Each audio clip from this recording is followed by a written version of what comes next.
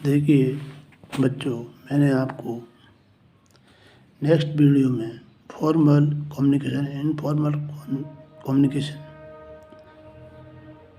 Grep wine और इन सब पे चर्चा की है।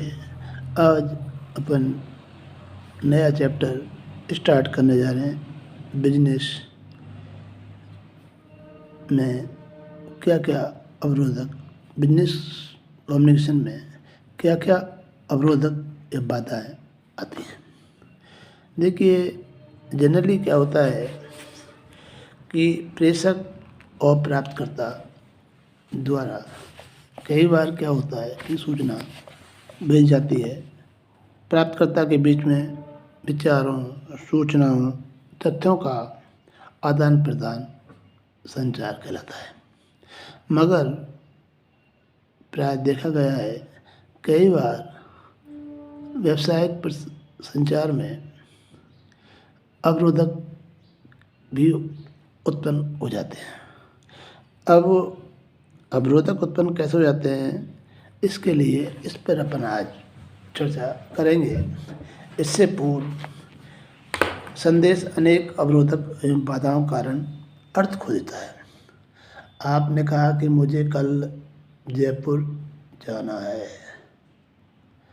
तो और किसी ने कहा कि मैं कल भरतपुर से जयपुर जाऊंगा।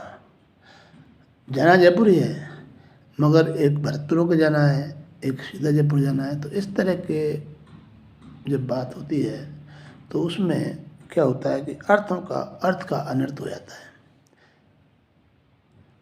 2 कप टी, कई बार अपन कहते हैं 2 कप टी भेजना भाई, तो दुकानदार समझ जाता है तू कपटी, मैं कपटी हूँ, झूठ बोलते हो आप।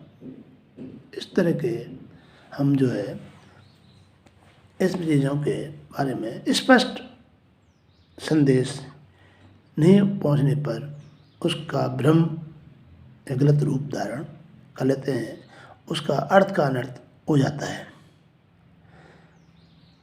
जैसे लाला जी आज मर गए, लाला जी अजमेर गए, इस तरह से लाला जी घर पहुंच गए हों तो उसका इस प्रकार से लाला जी आज मर गए, लाला जी आज अजमेर गए तो और उसने लाला जी आज मर गए। ऐसे शब्दों से अवरोधक उत्पन्न हो जाता है और या अनेक बाधाओं के कारण प्रेषक और प्रेषित संदेश अपने मूल रूप में प्राप्तकर्ता को नहीं प्राप्त होता। उस स्थिति में अवरोधक या भ्रमित संदेश कहलाता है। सपोज करिए, आज अभी मैं आपको एक बहुत अच्छा उदाहरण देता हूँ अवरोधक का, बैरियर्स। जैसे एक संदेश गया, लाला जी अजमेर गए हैं। ये संदेश अवरोधक के बाद में लाला जी के घर पहुंचा तो उनका स्वरूप इस प्रकार का था, लाला जी आज मर गए हैं। अजमेर उनको जाना था और कम्युनिकेशन गैप की वजह से उसमें बता दिया कि लाला जी आज मर गए। अब अवरोधक जो दिशा है, परिस्थितियाँ हैं, वह प्रेषक और प्राप्तकर्ता के बीच में संबंध, relation between sender and receiver.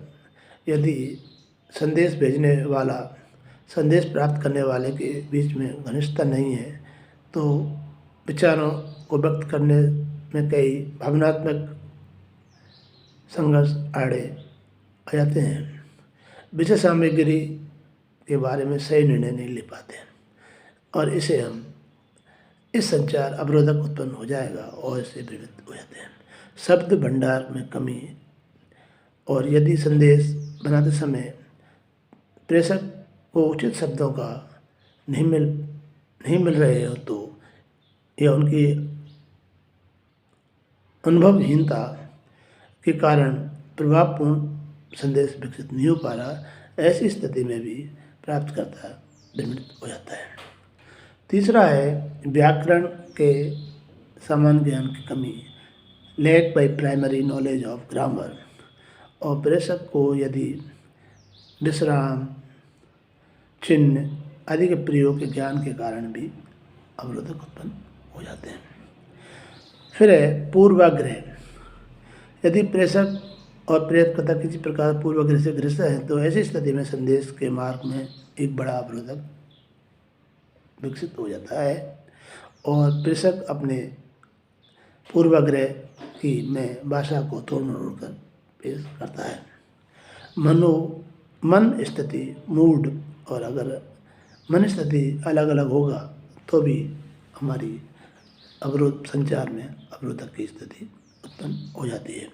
पृष्ठभूमि, बैकग्राउंड। किसी भी मामले में जब संदेश प्राप्त होता है या प्राप्त किया जाता है तो उसे उसके बैकग्राउंड, उसके अर्थ का प्रभावित करती है। पहले ही नकारात्मक संदेश प्राप्त हो रहे हों तो धनात्मक संदेश प्राप्त करने में आश्चर्य अवरोधक उत्पन्न हो जाते हैं। एक समय में एक से अधिक संदेश प्राप्त होना। कई बार क्या होता है, एक ही संदेश को कई कई प्रकार से प्राप्त होते हैं। इस प्रकार से भी अवरोधक का रूप धारण कर लेता है। अब बात ये आती है कि संचार अवरोध के वर्गीकरण पर अपन अब डिस्कस करेंगे। भौतिक एवं यांत्रिक अवरोधक। इसमें भौतिक एवं यांत्रिक अवरोधक में दोषपूर्ण यांत्रिक एवं भौतिक कारण व्यवस्था के कारण होता है, जैसे शोर। आपके पास में कोई बात कहनी है और शोर हो रहा हो, शोर एक भौतिक अवरोधक है। मानवीय शोर, यातायात के कारण, टाइप रिकॉर्डर में खटखट, पंखा, कूलर, बिजली, कारखाने, बड़ी मशीनों के शोर के कारण भी टेलीफोन सुविधाएं सुन नहीं पाते। बार बार आगमन, शोर के अनेक कारण हैं। टकराना, थकान, चिंता आदि, उथल पुथल होना। इसमें हम यांत्रिक कारण कहते हैं नॉइस। देखिए, शोर में अगर आप टेप रिकॉर्डर बन रहा है, कहीं मानवीय सो रहा है, कहीं यातायात में फंस गए, माँ आवाज़ नहीं आ रही, खटखट हो रहा है, बिजली के पंखे चल रहे हैं, इस तरह से ये यांत्रिक शोर है।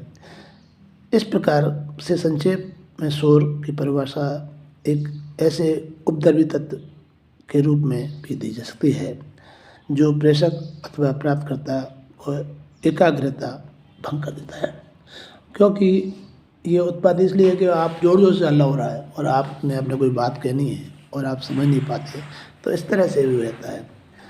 इसलिए अब दूसरा है कम रोशनी। कई बार क्या है, कम रोशनी के कारण भी लिखित संचार है, संकेत संचार में बाधा उत्पन्न हो जाती है।